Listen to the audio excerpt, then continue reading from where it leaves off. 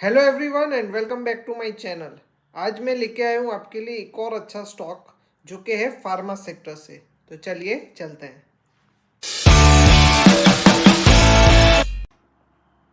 तो आज की जो कंपनी है वो vertically integrated R&D focused company है जो कि कॉम्प्लेक्स प्रोडक्ट्स बनाती है, खास करके थेरापेटिक एरियाज में।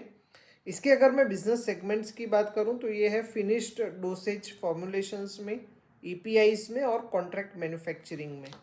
अब मैं इसके बिजनेस एरियाज की बात करूं तो ये फॉर्मुलेशंस एक्सपोर्ट करती है और ये कॉम्प्लेक्स जेनेरिक्स और नीच अपॉर्चुनिटीज़ US में फोकस करती है। ये स्पेशलाइज करती है para 4 and first to file molecules में, और ये एशियन मार्केट्स में भी एक्सपांड कर रही है, जैसे कि मलेशिया और थाईलैंड में via tenders. Indian speciality business की मैं बात करूं तो ये oncology, cardiology, diabetology and speciality pharma में है, with more than 650 plus sale personnel and 800 plus distributors के साथ। अगर मैं इसके US बिजनेस की बात करूं तो टोटल अराउंड 23 पैरा 4 है इनकी पाइपलाइन में, जिसमें से 15 अप्रूव हो चुके हैं टेंटेटिव और फाइनल अप्रूवल के साथ। और ये ऐसे प्रोडक्ट्स मैन्युफैक्चर या फोकस करती है जो कि वेरी हाई एंट्री बैरियर्स में है और बहुत ही कॉम्प्लेक्स केमिस्ट्री से बनते हैं। इस कंपनी की मैं सब्सिडरीज और इंटरनेशनल प्रेजेंस की बात करूं तो इनका जो प्रेजेंस है वो है कनाडा में, ब्राज़ील में, फिलीपाइंस में, सिंगापुर में वाया टेंडर्स और ताइवान में। कंपनी के मैं रेवेन्यू स्प्लिट की बात करूं तो जो फार्मा एक्सपोर्ट फॉर्मुलेशन है उसमें से उनका 76% रेवेन्यू जनरेट होता है, डोमेस्टिक फॉर्मुलेशंस में से 13%, EPIs में से 6% और एग केम में से 2%। इसके जो मैं मैन्युफैक्चरिंग और R&D प्लांट्स की बात करूं तो इनकी जो फैसिलिटीज़ है वो 6 FDF फैसिलिटीज़ है, 2 API और 2 क्रॉप हेल्थ यूनिट्स है। इनकी 40 से भी ज़्यादा R&D लैब्स है अक्रॉस दिस फैसिलिटीज़, जहाँ पे 482 साइंटिस्ट अप्रॉक्स काम करते हैं। इनका जो R&D स्पेंड था वो पहले 9% था, और FY22 से ये R&D स्पेंड उनका जो हो गया है वो उन्होंने 12% तक इंक्रीज किया है। ये कंपनी अब क्रॉप हेल्थ के लिए भी वर्क कर रही है, और ये कंपनी ने कुछ स्ट्रेटेजिक इन्वेस्टमेंट्स भी किए हैं, जैसे कि इवा फार्मा PTE लिमिटेड, जिसमें इन्होंने 7% इक्विटी स्टिक बाई किया है फॉर $3 million, और वो इन्होंने Feb 24 में बाई किया था, जो फोकस करता है फार्मास्यूटिकल फॉर्मुलेशंस में।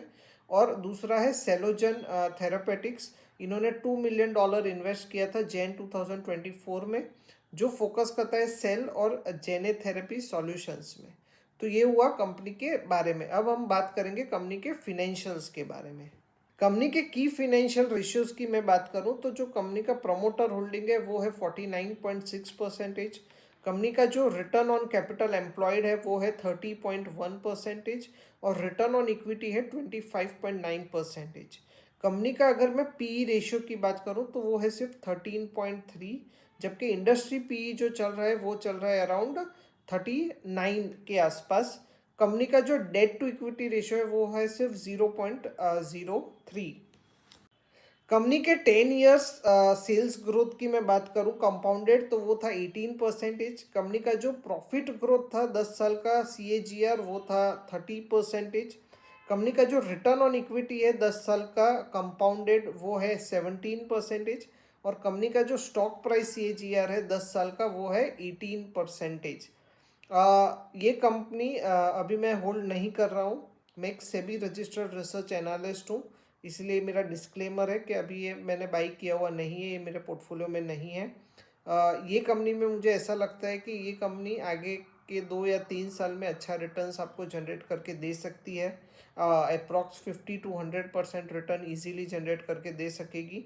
पर आपको अपना स्टॉप लॉस खुद रखना है, और स्टॉप लॉस के बिना इन्वेस्टमेंट नहीं करना है।